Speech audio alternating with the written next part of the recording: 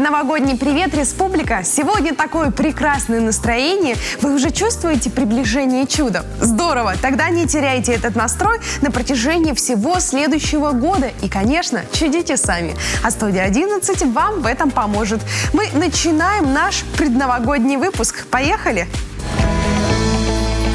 Стильно выглядеть не запретишь. Подбираем украшения к новогоднему образу.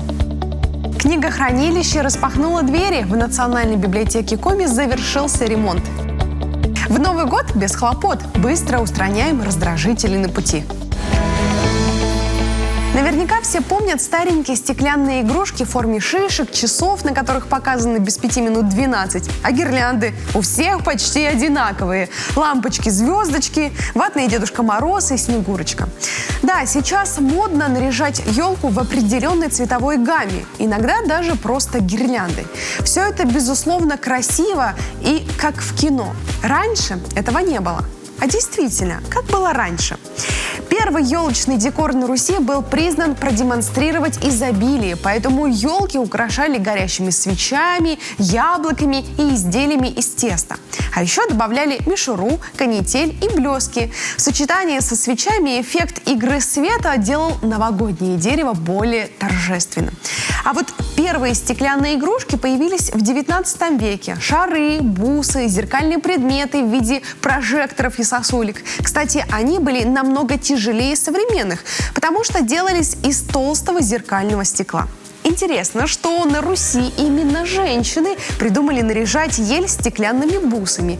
Историки говорят, что купить игрушку из стекла для жителей 19 века было то же самое, что в современном мире купить машину. В чем встречать волшебную ночь? Вечный вопрос. Считается, что правильный наряд поможет поймать удачу в следующем году, подарит уверенность в себе и хороший заряд бодрости. Но здесь я бы внесла еще один пункт. Украшения. Они тоже играют немаловажную роль. Ведь даже самое элегантное платье будет выглядеть скучно, если не надеть украшения. А вот как его правильно выбрать, узнаем у специалиста. Давайте начнем с того, что на вас будет надето. Если, например, вы подобрали что-то принтованное, это может быть платье, блуза, комбинезон, и на этой одежде у вас закрыт ворот, и ничего не предполагает на шее, давайте остановимся на сережках. Сережки могут быть разными, абсолютно. Вы смотрите на тон вашей одежды, на цвет вашей одежды. Это может быть более сдержанное что-то, геометричной формы. Это может быть что-то, например, с подвесами, которые сияют. Это может быть дорожка из кристаллов. Если вы идете встречать Новый год, скажем, в ночной клуб, и не хотите блистать, но хотите быть дерзкой, тогда мы надеваем сережки совсем другие. Это могут быть цепи в разных цветах металла. Это могут быть вот такие неординарные, большие, крупные, асимметричные серьги. Если ваша зона декольте не предполагает украшения, здесь может быть бант, может быть стойка, может быть драпировка, может быть пайетками все усыпано. Тогда можно использовать только серьги и, например, браслеты. Скажем, например, мы берем браслет, вот такой, из бижутерного стекла, подбираем к нему серьги. А чтобы это смотрелось актуально, стильно и вам было так несколько кокетливо, мы можем добавить к браслету из цепи браслет. И опять же эти сережки. Все то же самое мы можем повторить в золоте браслет, в золоте цепи и в золоте сережки. Как можно простое однотонное платье преобразовать в новогоднее с помощью бижутерии? Например, на вас обыкновенное платье-футляр. Черное, зеленое, красное, какое у вас есть. И при этом зона декольте, которая может позволить привнести что-то новое. Мы возьмем, например, колье из бижутерного стекла, которое содержит в себе несколько цветов. Какие у вас могут быть туфли при этом? Любые в цвет. Один какой-то цвет этого колье. Скажем, у вас черное, например, бархатное платье, вот это колье. Какие могут быть туфли? Красные, зеленые, графитовые, какие вы хотите. Например, вы тоненькая, нежная, юная, и вам хочется украсить зону декольте. Мы возьмем тонкие украшения, но не будем носить только один какой-то чокер. Мы добавим сюда нежную жемчужинку и каплю жизни бижутерного стекла красного цвета. При этом туфли какие могут быть? Тоже красные. И это будет для новогодней вечеринки самое то. Если вы теплого цвета типа, вы рыженькая, каштановая, глаза у вас зеленые или коричневые, кофейные, возьмите теплого оттенка колье. И, например, у вас будет зеленое платье, и при этом вот такое колье. Какие могут быть туфли? Правильно, любые из цвета вот этого колье. А если вам не хочется ни колье, ни сережек, но нарядить себя необходимо, попробуйте броши. Например, вы можете ее прикрепить на воротничок вместо первой пуговицы, на манжет, на ремень. Если у вас есть пояс на платье, это могут быть броши разные. Чем выше вы прикрепите брошь, тем вы визуально будете выше, стройнее и худее. А еще брошей может быть несколько. Собирайте истории из брошей и прикрепляйте их как можно выше к вороту. Если у вас круглый вырез, к вырезу. Что бы вы ни выбрали, какое бы украшение на вас не было, главное, чтобы оно приносило вам удовольствие. Только от этого вы будете светиться от счастья в новогоднюю ночь. Этого долго ждали многие книголюбы. Совсем недавно завершился капитальный ремонт в Национальной библиотеке Республики Коми. Кстати, в наступающем 2022 году библиотека отметит свой 185-й юбилей. Напомню, что дом с колоннами был построен в 1958 году. И вот с тех пор в нем ни разу не было капитального ремонта. Как преобразилось культурное наследие, узнаем у директора Национальной библиотеки Коми Алексея Просужиха. Алексей Анатольевич, здравствуйте. Здравствуйте. Расскажите, насколько долгожданным было завершение ремонта? Сами ремонтные работы длились чуть больше 500 дней. Ох. Вот. Но при этом подготовка к ремонту, переезд из здания на Советской и въезд обратно, конечно, заняли у нас более 2 лет. Само историческое здание, конечно же, сохранилось. Сохранились все элементы архитектуры, сохранилось даже цвет, вот этот яркий, желтый, такой приятный, солнечный цвет. И я думаю, что на сегодняшний день библиотека становится такой визитной карточкой города Сыктывкар. Это точно. Насколько я помню, когда я приходила в библиотеку, мне было постоянно холодно. Скажите, как-то ли решили проблему? Мы полностью поменяли всю систему отопления в здании. Мы заменили все оконные конструкции. На первом этаже мы поставили деревянные стеклопакеты из лиственницы, а на втором большом читальном зале мы поставили их из ели. Также были заменены подоконники. Подоконники, если вы помните и вы читали, да, были такие железобетонные. Теперь они настоящие дубовые. Преобразился и сам читальный зал. Мы все-таки сохранили историческую ценность и восстановили паркет по каждой дощечке в фойе 2-го этажа и в большом читальном зале. В остальных залах мы немножечко пошли прагматичней, уложили хорошие кафельные полы, либо паркетную доску. А расскажите, внешне как-то преобразилась библиотека? Внешне, как я уже сказал, нет. Это объект культурного наследия, поэтому все элементы, вся лепнина, вся архитектура сохранена. Также сохранены все интерьеры и внутреннее убранство основных залов библиотеки. Конечно, там много новинок, много новшеств. Библиотека стала даже в этом пространстве достаточно современной, технически оснащенной. У нас появились умные полки. Теперь читателю достаточно приложить читательский билет к этой полке, положить на нее на книжки, которые он выбрал и которые он прочитал. Если он хочет взять их с собой, то автоматически книги запишутся, и машина выдаст определенный чек. Если он хочет сдать, то он также прикладывает, и машина их автоматически списывает. Появились информаты, остались каталожные ящики, и появились новые современные информаты. Расскажите, а вот кто помогал с переездом? Мы посчитали количество волонтеров, кто нам помогал с переездом. Это порядка 600 человек. Причем это абсолютно разные люди, но их объединяло одно – это желание поскорее вернуться в историческое здание. Мы перевезли в одну сторону и во вторую сторону порядка 340 тонн книг, а это 887 тысяч экземпляров. На это потратили чуть больше 250 километров шпагата. То есть это расстояние от Сыктывкара практически до Ухты. Вот. Более 100 рейсов было совершено. Ну и, конечно же, к открытию мы приготовили сюрприз. Мы обновили, самое главное, наш книжный фонд практически на 8,5 тысяч новых экземпляров и новых поступлений. Поэтому мы всех ждем в библиотеке. Здорово, это замечательные новости. Алексей Анатольевич, скоро Новый год. Ваши пожелания жителям Республики Коми? Дорогие наши жители, дорогие наши читатели, я очень хочу, чтобы 2022 год принес нам новые надежды, принес нам любовь, принес нам процветание, чтобы в наших домах царили гармония, добро, чтобы год был добрым, справедливым и честным.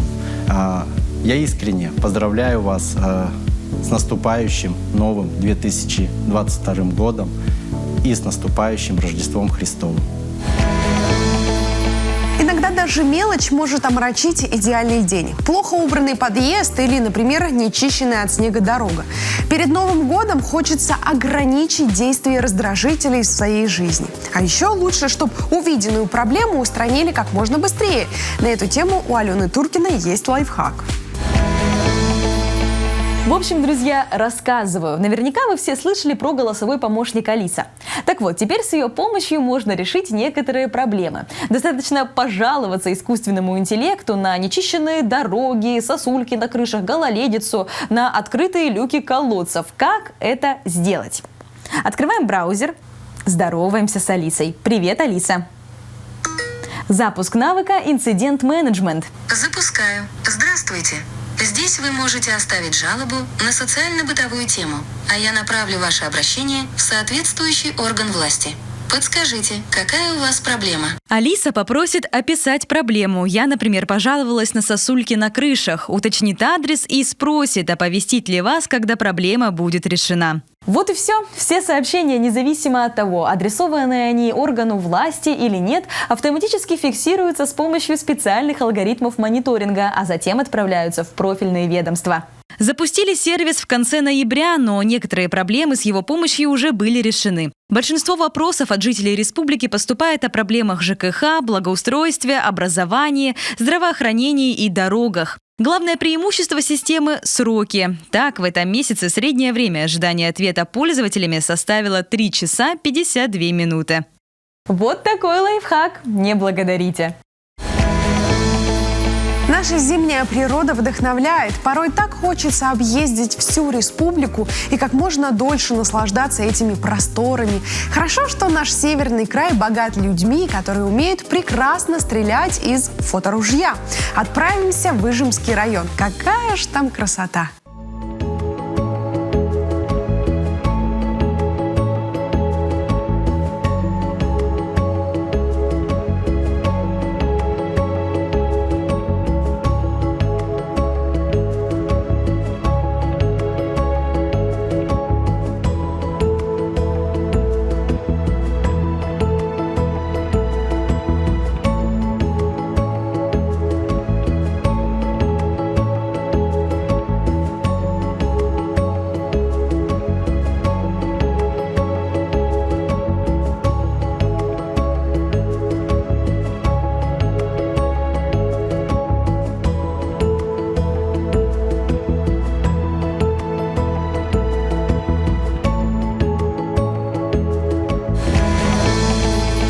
Друзья, наш сегодняшний эфир наполнен сюрпризами. Сегодня мы услышим поздравления от самых неожиданных гостей. И прямо сейчас пожелания от самой матушки зимы. Снежный привет вам, друзья мои! Сейчас идет моя пора. Пора чудес и волшебства. Поэтому именно зимой приходит к нам самый сказочный праздник – Новый год. Пусть чистой волшебной снежинкой он упадет в ваши ладони, внесет в жизнь яркие, добрые перемены. Загадывайте поскорее желания и оно под бой курантов обязательно исполнится. Наш эфир наполнен только позитивными эмоциями и яркими впечатлениями. Предлагаю взять короткий перерыв, ведь впереди не менее интересная и насыщенная информация. Скоро увидимся.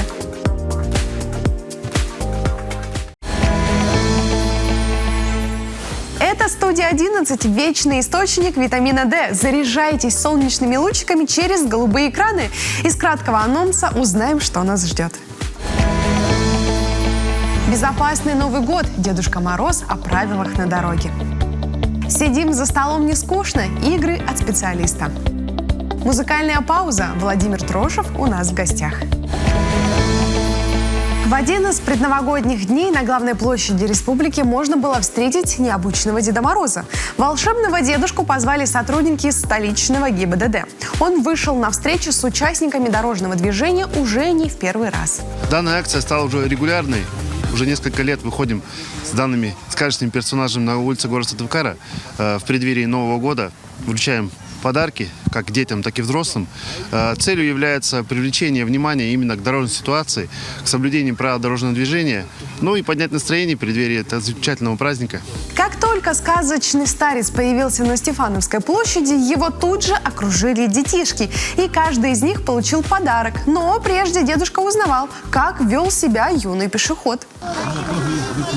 Подарок наступающим. Правила дорожного движения не нарушаешь? Молодец. Соблюдай обязательно правила дорожного движения. Договорились? Будь внимателен и осторожен. Хорошо?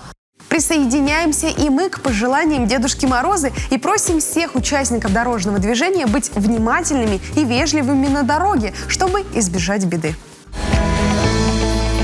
Совсем недавно наш коллега Никита Чернов вернулся из Москвы. Там проходил обучающий форум «Мастерская новых медиа». Спикеры – медиаперсоны первого ранга. Никита подготовил сюрприз для зрителей нашего телеканала и записал поздравления от одного известного человека. Раскрывать тайну не буду. Давайте смотреть.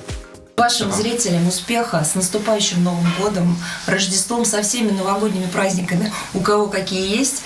И, конечно, здоровье сейчас, но, на мой взгляд, самое главное – радость в душе. Для телеканала Юкон. Счастливо. В считанные минуты в ожидании Нового года обычно мы сидим за столом и слушаем праздничные песни.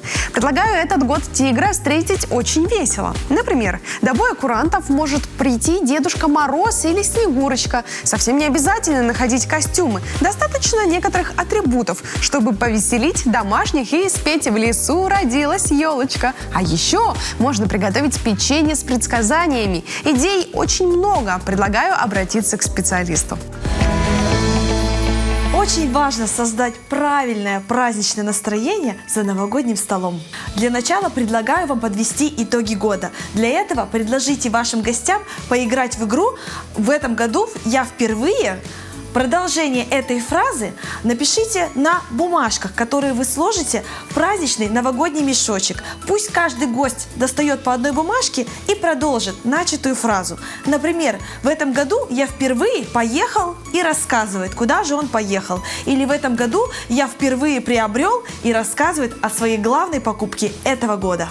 Еще можно провести викторину по важным событиям прошедшего года в вашей семье, в Республике Коми, в стране, а может быть и целом в мире. Также можно провести викторину, связанную с символом уходящего либо будущего года.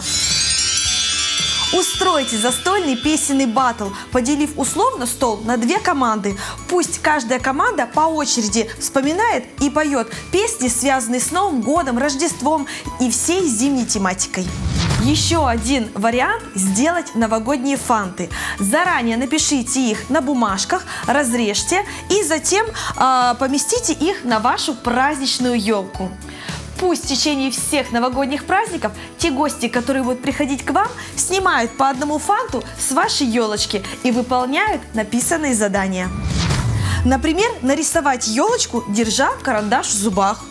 Или же выпить свой напиток из блюдца без использования рук. Вариантов может быть очень много. Для этого вам в помощь интернет. что бы вы ни придумали, самое главное – это то настроение, которое вы дарите друг другу. Пусть ваши праздники будут яркими и запоминающимися. Счастливого вам Нового года! Как же много юных талантов в нашей республике. Радует, что прославляют наш северный край на российском уровне. Уже полюбившийся гармонист Владимир Трошев стал победителем конкурса песен на родных языках в Казани. Именно там проходил межрегиональный фестиваль «Голос Амадины». Какие эмоции испытал наш земляк, прямо сейчас и узнаем. Вова, привет! Здравствуй, Настя. Расскажи, что это за конкурс, сколько там было участников? Конкурс этот, он такой большой, обхват у него очень... 70 участников было, 70 номеров. А участников там, конечно, больше, там, потому что коллективы и другие. Это был онлайн, как бы, отборочный тур, на котором выбрали только 15 победителей, потому что тяжело судить разный фольклор разных народов, разные песни на разных языках, так как, жюри было тяжело это судить. Все-таки кавказские народы, они более активные. Коми, конечно, тоже активные показались на этом, но все же тяжело было судить. Тувинцы там были, разные регионы. Поэтому выбрали только 15, и между ними разделили фонд в 150 тысяч рублей и разделили между конкурсантами по 10 тысяч на покупку инструмента в музыкальном магазине. Угу. Ну вот 15 участников. Чувствовалась ли конкуренция между вами? Конкуренции не чувствовалось, так как уже отборочный тур прошел, я вообще на конкурс даже не ехал. Я не знал про этот... Я подал заявку чисто для того, чтобы поехать записать на студии звукозаписи свою песню. Мы выиграли, Ирина Терентьева выиграла от МИ команды Коми регионального общественного движения молодежи приглашение на запись в студии. Вот, и я ехал чисто записать песню, а так уже это было как бы предлогом, да. А так получилось, что песня действительно прошла, выиграла, и это было таким большим бонусом и неожиданным сюрпризом. Что за песня?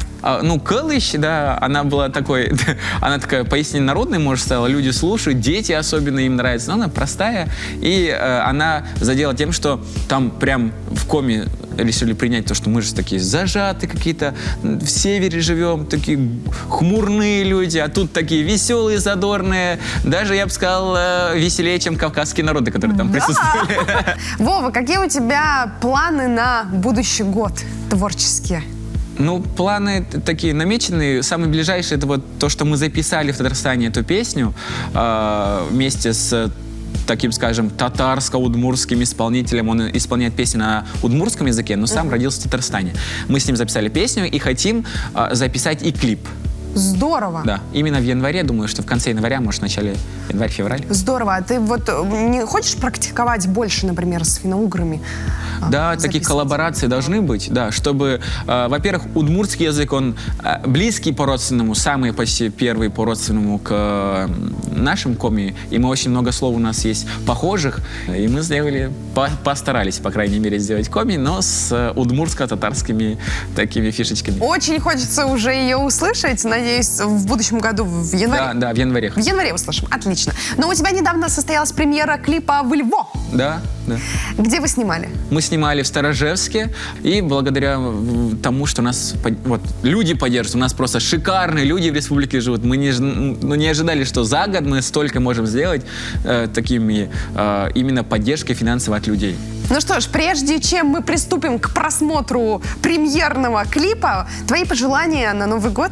Я хочу сказать большое спасибо, во-первых, людям, которые нас поддерживают. Большое спасибо моей семье, моим друзьям, которые всегда со мной рядом, поддерживают. И у нас сплоченный народ, и пусть он таким же остается в следующем году, и пусть в ваших домах царит только любовь, радость. Ну что ж, Вова, поздравляю тебя с наступающим Новым годом, поздравляю тебя с победой, а мы прямо сейчас посмотрим премьеру клипа «Вы Льво».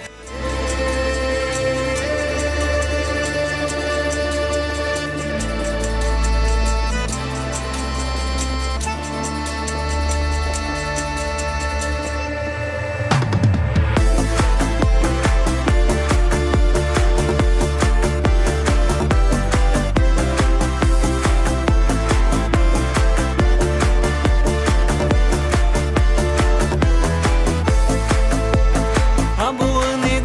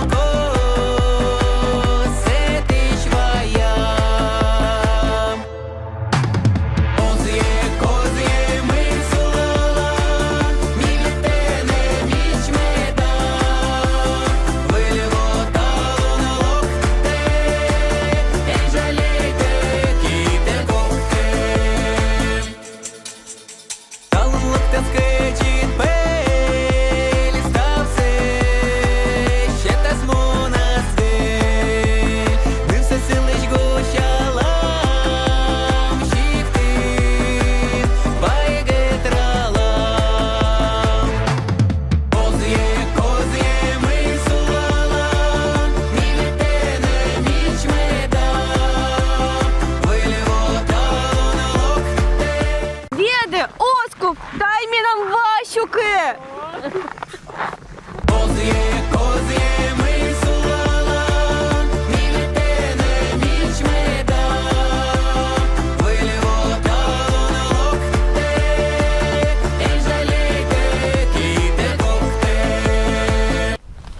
Кузантьошки, печенець, та я коза єлиш, їдли. Мінамо с'юби, міну козати на печені досков. Мінам се сам перешкоза, ми коли асли пероняк лявний, шойни, щас і беремся, що є. Дух де піняшний, вая, як ти став?